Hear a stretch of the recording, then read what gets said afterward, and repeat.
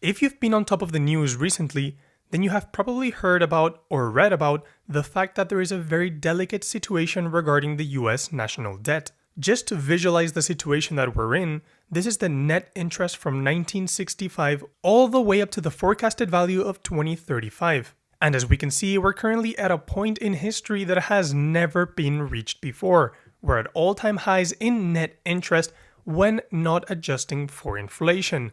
This means that yes, in 1996, there was actually a period where this net interest was higher or a higher proportion of the total spending by the government.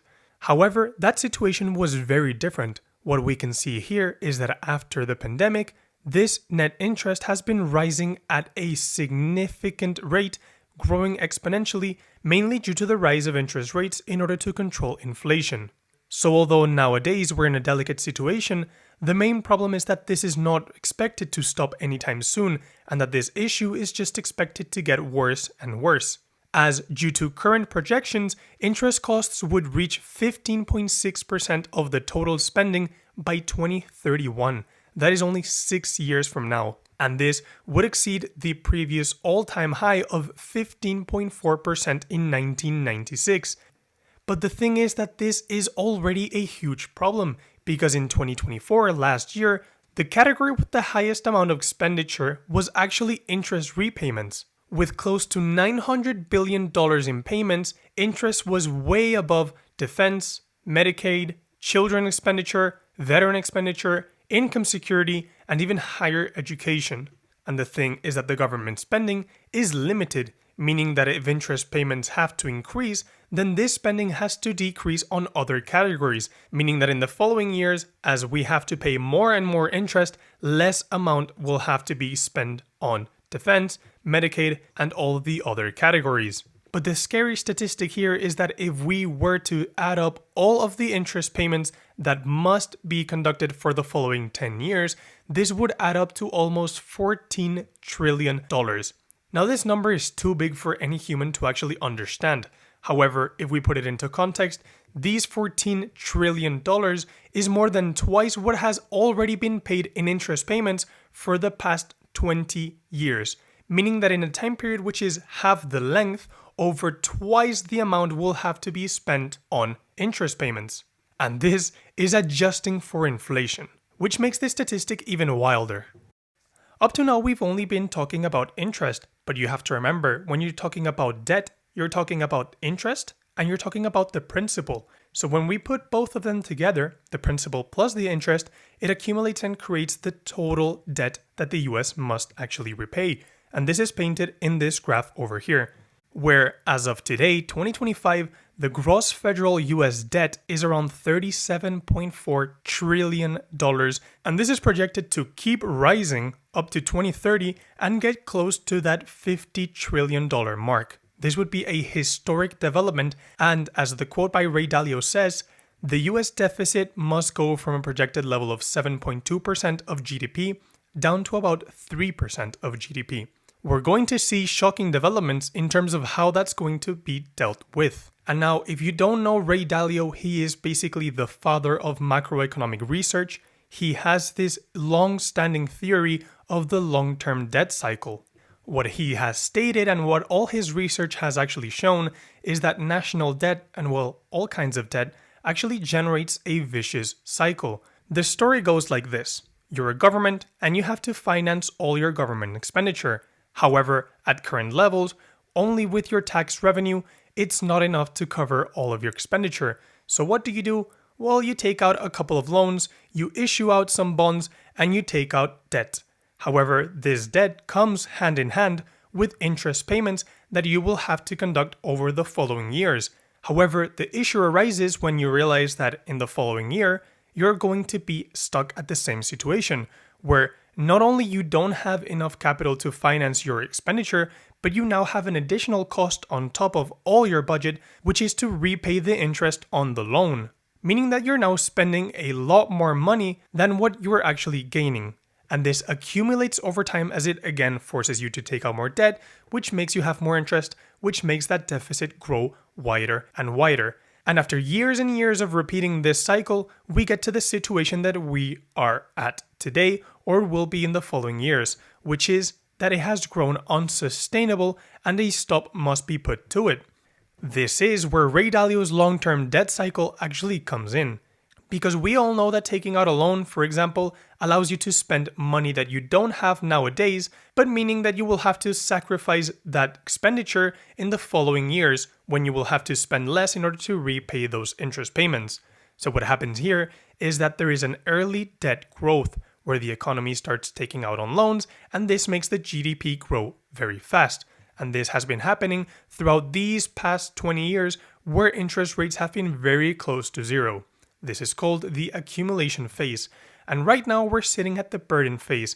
It is right at the top of the graph where GDP growth becomes stagnant and you're already extremely leveraged.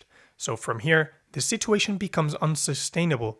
And the next thing you will see is a period of deleveraging, meaning that GDP growth will take a very hard hit because the focus will turn from growing to repaying all the debt that you took in the prior years. And as Ray Dalio states, when interest payments rise faster than income, the end of the cycle begins, which is right where we are right now.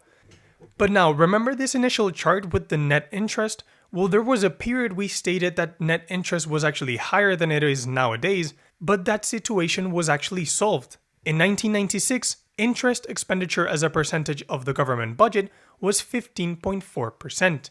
But this decreased rapidly and the situation was, we could say, solved. What actually happened there? Why was it solved? And is the situation any different now? Well, in 1996, it was a bit different. It was solved quite easily, we could say, because of three main factors. The first one is that it was a period of extremely strong economic growth. It was the start of the dot-com bubble. This meant that there was way higher tax revenue, there was very low unemployment, which meant that the government could have a very nice income for these couple of years. But in addition, there was fiscal discipline. Both political parties agreed on lowering the budget in order to decrease government spending and target loan principal and interest repayments. And the third thing that actually helped this was that interest rates were extremely low. And this was of massive help to the US government as it reduced the cost of servicing that existing debt. Now, if we zoom in on today's situation, it is a bit different because we don't have strong economic growth. We have moderate economic growth, and this is only affecting some sectors. This means that we will not have that same scenario of higher tax revenue and lower unemployment. We don't have fiscal discipline.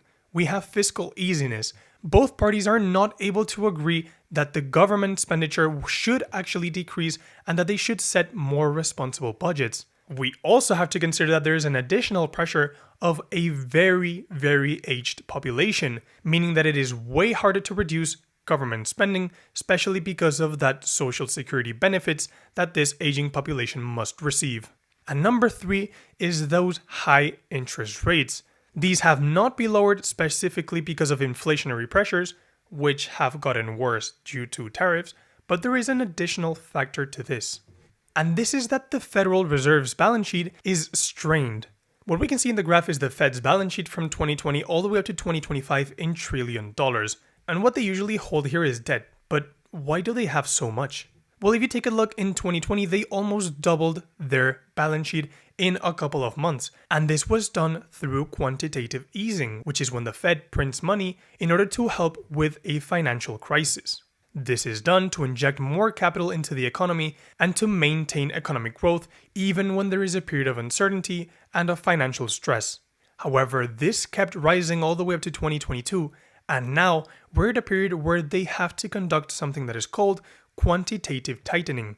They have to reduce their balance sheet because of several reasons, but the main one is that they have to fight inflation. And one of the main ways to do that is by selling some of their balance sheet, they're able to maintain those interest rates higher, which will deter spending and decrease inflation.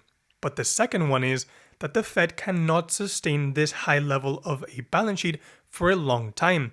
This has to go back down to where it was before the pandemic in order for them to have more flexibility to fight in case there is another crisis.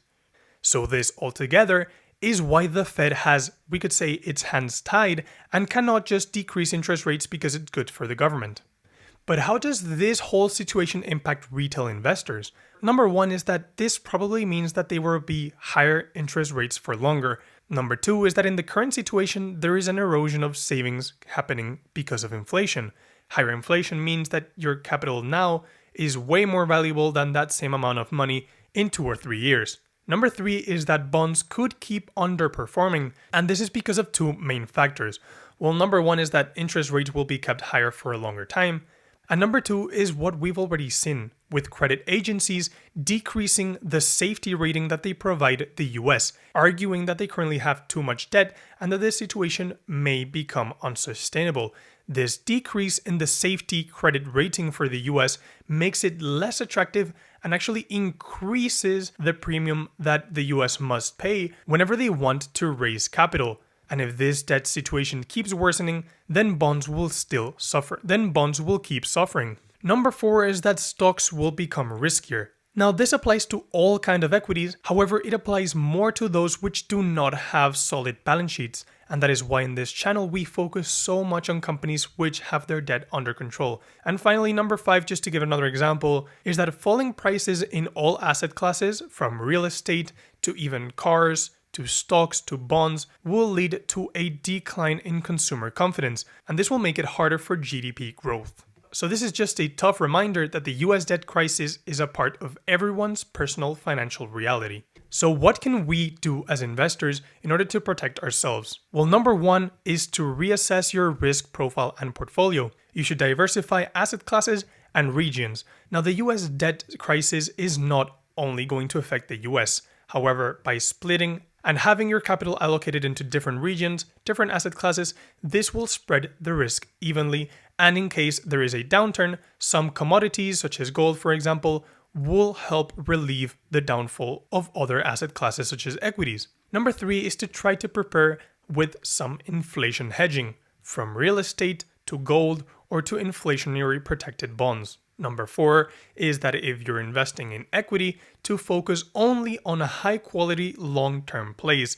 Number five, and this is a personal preference, is that you should have higher liquidity and optionality, because in this type of situation, a lot of opportunities arise due to lowering consumer confidence and lowering asset classes. You will probably be able to pick up very high quality companies with very low prices or even homes around your area. And number six is to ensure your financial readiness in case that anything happens. You should always be prepared for the worst, asking yourself, would I be okay if I lost my job tomorrow? Thank you for watching. As always, this has been the Cashflow Compounder. Please comment any ideas you have for future videos that you would like to see coming up. And as always, remember that you can join the free Patreon for extra content, and I will see you on the next one.